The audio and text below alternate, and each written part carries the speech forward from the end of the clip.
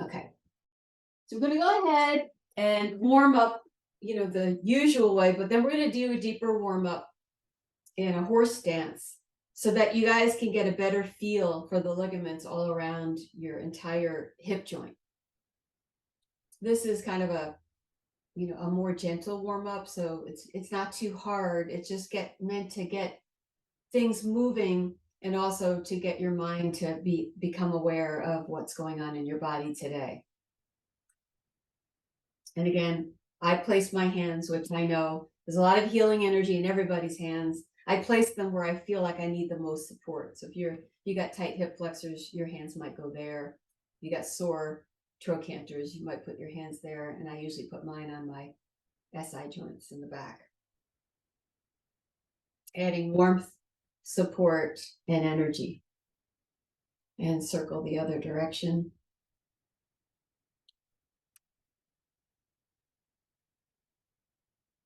I notice myself wanting to move more quickly when the weather is cooler. So you move at your own pace, whatever your temperature is and wherever your energy's at. And then bringing the feet together. Again, I'm adding just a little energy at my lower dantian so that when I bend forward, the first thing I'm feeling is like a low back stretch. And if I'm getting that low back stretch, I'm not thrusting a lot of pressure into my knees. And I really want to be kind to my knees. So I'm going to circle. The circle is more felt at the ankles.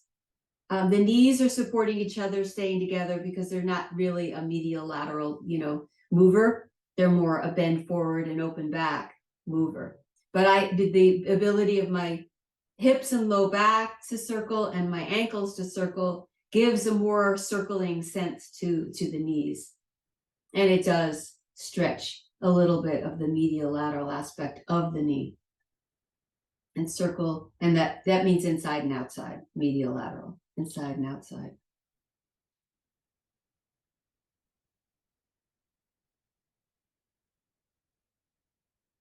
All right, so then I come back and I'm going to roll my shoulders.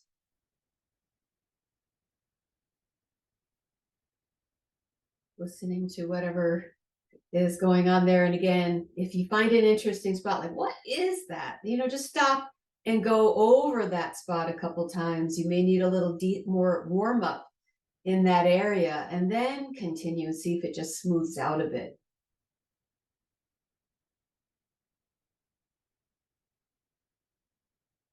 Such a simple thing to do, but it calls us to go a little deeper in our awareness. So I'm circling the opposite direction, bringing your awareness in from the multitude of things we have to do all the time.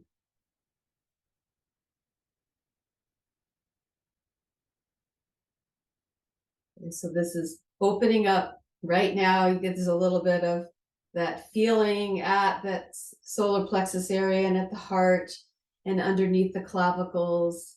You're starting to mobilize the shoulders, which do impact the thoracic cavity. All right, and then I'm going to lift my crown and bring my ear to my shoulder and slowly roll forward.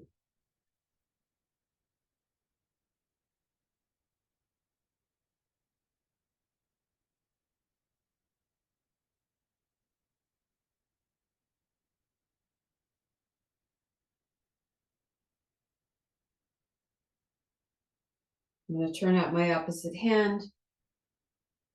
And you might get a ton of feedback when you get to this area of the body. We're a thinking species, and there's a lot of energy that goes up and resides up around the neck, shoulders, and head. And that kind of fight or flight stance of having our shoulders up around our ears. So we're just asking for that to release and elongate in a rhythmic pattern that just allows the neck to know that you're not going to do too much too soon, and it will relax. Okay, so In a general, I'm not saying it's that cold here, but it's cooler than it's been. We went from really hot to, being quite cool at night. So, and your body responds to that. It's like, you have if anybody you've ever played the guitar or an instrument, you go from a hot day into air conditioning and you got to tune that instrument. Okay, so we're no different. Our body tissue is very similar. So we have to warm up in order to tune our body to what is happening in the moment. So when I step out into a horse dance, when it's cooler, I get the furnace going, and getting the furnace going is sitting on my legs, generating heat, which will then move up through the rest of my body. So I'm in a horse dance, and I want to be in a horse dance that I still can feel downward energy. It's obvious that I'm getting lateral energy, but downward energy as well. Okay, so here I'm going to go ahead and go through the range of motion of my pelvis as much as I can, which is taking my pelvic floor and pushing it to and fro, right? I'm doing that on purpose. So I'm going to bring my tailbone back and then bring my tailbone under. Going back and forward and noticing, what direction is easier for you. Is it easier to go back? Is it easier for you to go under? So if you're anteriorly tilted, it's going to be easier for you to go back. And if you're posteriorly tilted, it's going to be easier for you to go forward. It's going to be how your pelvis sits as in your daily life when you're not thinking about it. And generally we're a little bit one way or the other, or a lot one way or the other. But we're searching for center. So we go through the extremes. You feel that stretch. So I'm anteriorly tilted, no doubt at all. And when I posteriorly tilt, I feel a real stretch through the hip flexors. Okay, so going both directions, and then try to find the middle way where it feels like if your pelvis was a bowl, the bottom of that bowl would be hanging right in line with the center of the earth, as best as we can in this moment. So now we're going to slide and glide. This is the medial lateral slide and glide. That means the inside and the outside of the hip are going to get stretched. So you think of ligaments deep down in your hip joint that are connecting to the head of the ball and socket. And you're making a little bit more room, letting those ligaments and tendons and everything that makes your hip stable, you're just asking them to stretch, because when they're too tight, that's no longer stability. Too tight, too loose is not stability. We're working to find the middle way. So I'm feeling that medial lateral glide, that this is easier for most of us, the outside, but the inside of the hip stretching is sometimes a little harder due to our sitting all day. Okay, so you're just really feeling into the hip joint. The bump that's on the outside, that's your greater trochanter. That's at the end of the shaft. So you have the ball, and then you have a little shaft, and then you have a bigger bone that it connects to that you can feel out here, which is called the greater trochanter. And on the inside, there's a little nub that's called the lesser trochanter. And that's just, a bony prominence that allows muscles and tendons to connect well. So I'm just sliding and gliding. And then this is a little harder for people to conceive of and feel, but I'm going to go across, I'm going to draw a line across the diagonal, back and forward. And I do this because we actually move across the diagonal throughout everyday life. Your walking is a diagonal pattern movement. So I'm going across the diagonal. I'm opening up one hip flexor and I'm going back to the SI joint and up and back.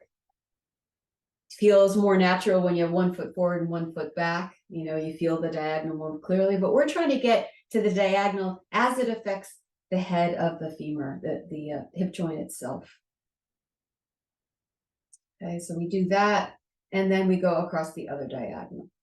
By the time you get done with this, you've both warmed up your legs, because you're sitting on your legs, and you've warmed up the ligaments and tendons around your hips. So I can't say more. I mean, I can't say enough about warming up your hips to warm up everything for the rest of your body. Everything's going to move better if your hips are moving better. So the more time you spend, you're waiting for your coffee or whatever in the morning, and you just do these exercises, everything up, your shoulders are going to feel better, your neck's going to feel better, because this is the center of your movement. Your lower dantian, or everything intersects in your body. If your hip's bothering you, it's going to make you walk funny and tilt your shoulders funny, and that's going to throw you off your neck and your head and all the way down to your feet. So invest in your hips. And then come back, see if just a small movement, if you can just relax and drop your pelvic floor towards the ground a little more easily. And then when we do this circling, it's quite different from the circling we started with, because I'm in a greater stretch in my hip joints to begin with. And I can kind of go around and feel, oh, there's resistance at this part of the circle. I can feel what's going on in my hips. And then circle the other way. Okay, so if you keep your hips still, and you don't move from your belly button down, and let's just take your hands. We're going to use the straight pointer because it's less confusing than taking the ball and moving your shoulder across this way. When you take your arms straight and you interlace the fingers and you just make a little pointer, you're not using the shoulder. It's locked in a position. Okay, so I'm not going to turn my hips, but I'm going to turn my shoulders. Right, and that's kind of movement from your middle, maybe through your upper spine a little bit. The locking of your arms kind of inhibits some of the movement of your upper spine. But you see how far you go left and right. In one side, you might go further than the other. That's, my solar plexus up. Okay, so if I drop my tailbone, really just relax into the earth, and I soften the hip joint, that is, I let a little fold happen at that hip joint, and then I turn my spine, you'll see that you go a few inches farther. Okay, because that hip fold helps you to unlock the lower spine. So I hip fold and turn low back, middle back, and maybe a little bit of the upper back. Okay, and what you're learning from this also is to fold the hip, low back, middle back, upper back. The only reason the pointer is going left and right is what the spine and the hips are doing. Fold the hips slightly. You're just giving. So go back to like stiffen your hips, like you can't move your hips at all. And now move the pointer left and right. You see how that's more your middle to upper spine. My hips are not helping my low back move, right? It's limited. Relax. Soften your hip. And that will allow your low back to turn. And you'll see you'll go several more inches. Okay, I fold the hip and allow my spine to move. So it's not this, fold my hip, right? So now I've lost structure. You see I'm slanting. It's going to make me point downward. And I'm trying to point across. So I only want to soften the hip. It's subtle. I soften the hip, unlocks my low back, and allows my spine to turn from the bottom, at least to the middle. Okay, and my arms aren't doing anything. They're just going along with what the spine's doing. I soften and allow my low back and middle back to turn. All right, so just take a break with the arms because it's hard to keep them stiff like that. But when I put my arms back into the circle and I soften and I turn low back, middle back. All right, if you want to feel your upper back stretching, you can take the front hand and just hook the elbow. Don't move the arm. Hook the elbow and create a little resistance. And then push back with the elbow, and then you'll start to feel the upper thoracics also moving, right? And the last part of that is that we turn and look over the elbow, which is the last part of the spine, the neck. All right, so the unlocking the lower back is to soften the hip, turn the low back, middle back. Take the front arm, hook the elbow. You're going to create a little pulling resistance, and you're going to push against that. And that'll help you feel the upper thoracics, which is harder to feel because you're locked in by all the ribs. And then last, just turn and look over your elbow. And now you've got the whole spine involved all the way up to the base of the skull. Okay, so if I do the same thing, and I'm going to have you bring your feet in just a little bit, but we're going to do balance pose from a channel. If you really want to get good at balance pose, you know, you've gotten pretty good at balance pose, but you really want to challenge it, step out wider.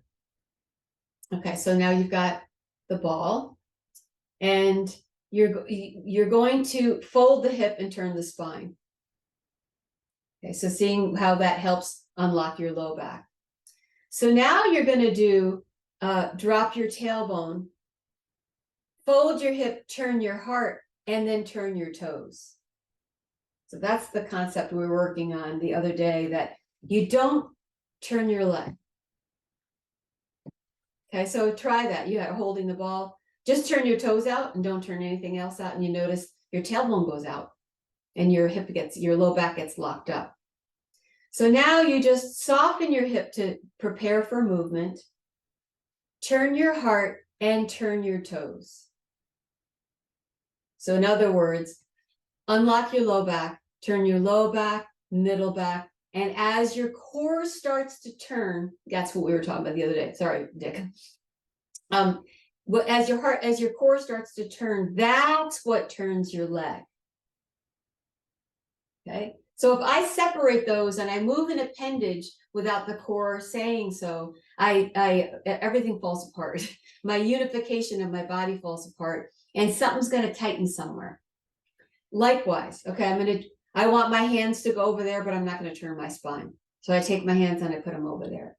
You see how tight you get in the shoulders when you do that, right? So I don't want to do that. All movements of my hands are governed by the core turning. Likewise with the leg. So I'm going to soften my hip and my low back, turn my low back, middle back, that's what's moving my arms over, and turn my toes out. So now the turning of my spine, you can kind of take your clothes and just grab them and turn your spine and let your leg follow. That's the feeling. It's that this core turned my leg. My leg didn't turn on its own.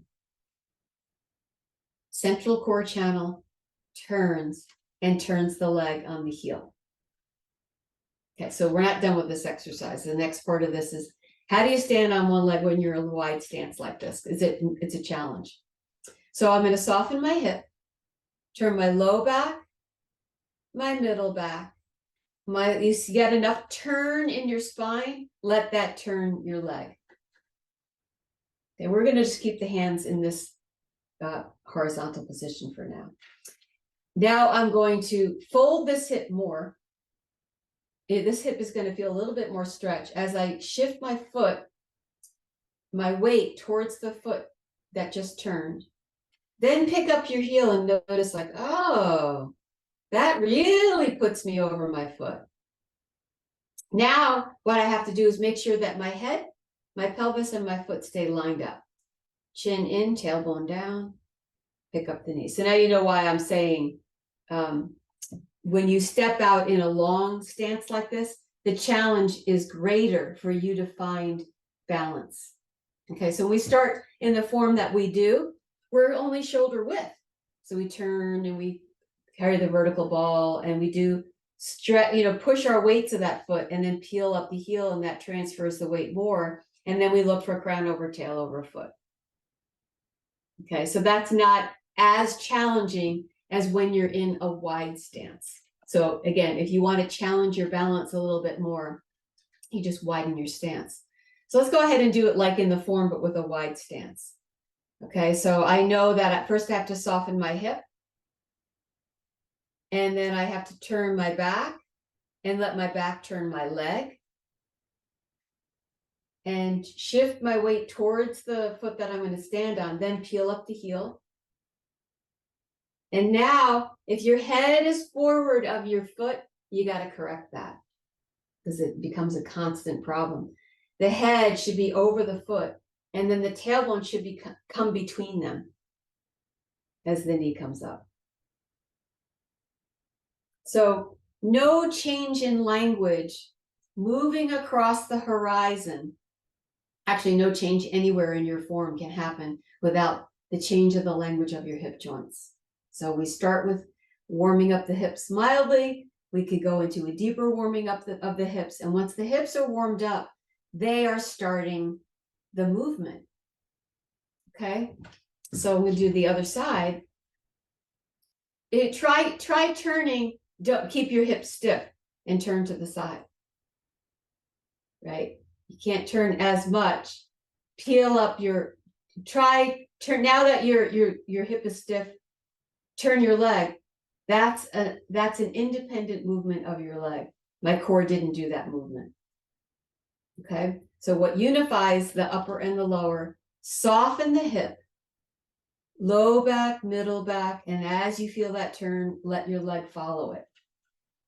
Now you're in this wide stance. You're going to push off the foot that you're going to be leaving, so you feel more weight go to the other foot. Then peel up your heel and you feel yourself move more towards that foot. Now what you have to do is be careful that you don't lean with your head over your foot. You want to keep your head and your foot aligned and move your pelvis in between them so you find your vertical posture. Okay, constantly, everything inside you. If you could take an x-ray of what was going on inside your hips, everything relative to your hips is always changing. So that circulation you felt in your hip when you did the earlier horse stance stretch, that's what's happening. Your pelvis is changing over the top of that hip, so it's in multiple directions. It's always moving. Okay, so the hip unlocks the spine. It unlocks all your movement. There's a time to be strong. If you were standing here and somebody was pushing on you, you'd want to translate the energy down into your feet and stay in good structure. But as soon as you want to change, soften your hips. Turn, low back, middle back, leg, head. See, I'm in a really wide stance. So my head goes to my foot. But to stand up, this pelvis is going to have to move over that foot and keep the head from going forward. So I've got to move the pelvis in between my head and my foot. It's a bigger challenge. The wider your stance is, the more internal core energy it's going to take for you to bring the energy back to vertical because it was so horizontal. Okay,